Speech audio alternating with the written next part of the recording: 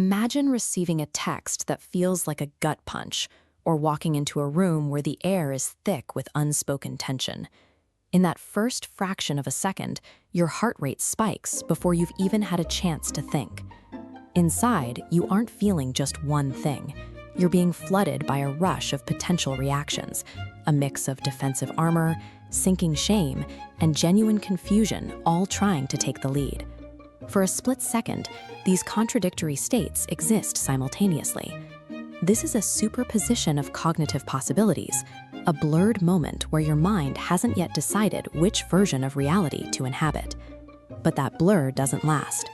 Almost instantly, the chaos vanishes, and you're left with a single, sharp emotional state. Why does the brain always seem to pick the same ending to this story? Give 3 people the same criticism, and they will each default to a different singular outcome. One locks into anger, another falls into silence, the third jumps to problem solving. Each one has reached a different finish line from the same starting block. This shift from a cloud of possibilities to one concrete experience is known as psychodynamic collapse.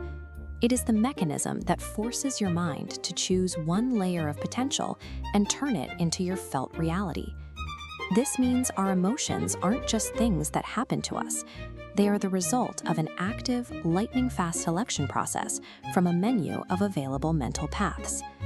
This process of cognitive solidification is what transforms a fuzzy, uncertain feeling into a hard decision. It's the moment the mental concrete sets.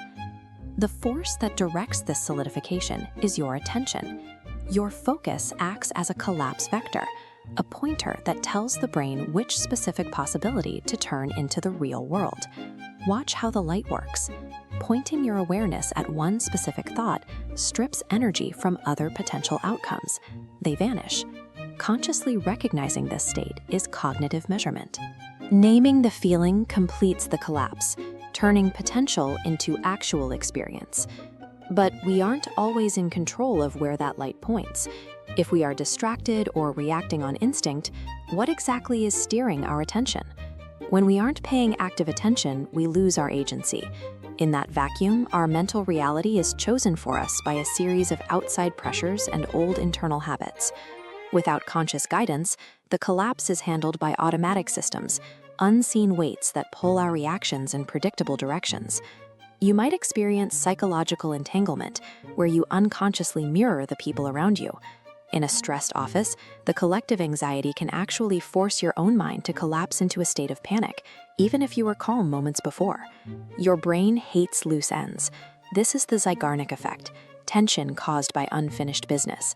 As this circle snaps shut, notice how the mind rushes to any conclusion, even a wrong one, to relieve the stress of an unresolved situation. Our past plays a role through historical imprints, deep memories of past reactions to stress. These imprints create a gravitational pull.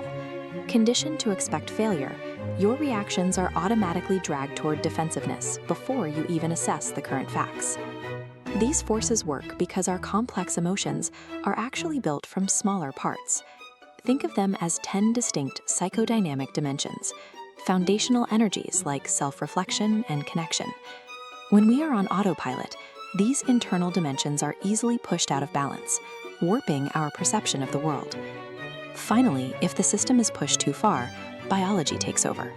Extreme exhaustion or pain can trigger an override, forcing a system-wide collapse like fainting or a total shutdown to protect the body from damage. This is the risk of the autopilot state. Without a conscious anchor, our biology, our trauma, and the environment around us decide who we are in the moments that matter most. But we aren't stuck with our defaults. By slowing down the process, we can see the layers of potential start to expand again. We can actually learn to intercept the collapse. This happens at the psycho-meditative threshold. It is the quiet gap where a thought is just beginning to take shape, but hasn't yet become a fixed belief. At this threshold, you aren't in the emotion yet, you are observing it. You can see the anger or the fear forming and realize it is just one of many directions you could take.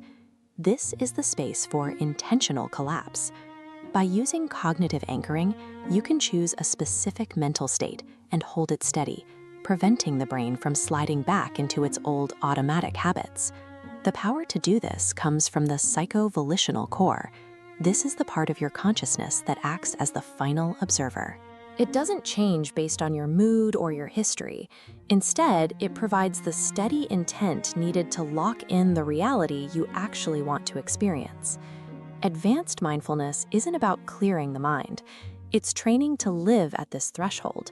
It gives you the power to see the menu of possibilities in that stressful millisecond and choose your response with clarity. When you master that choice, you stop reacting to the world and start creating your experience of it. You become the architect of your own mental reality, deciding exactly which version of yourself you will collapse into.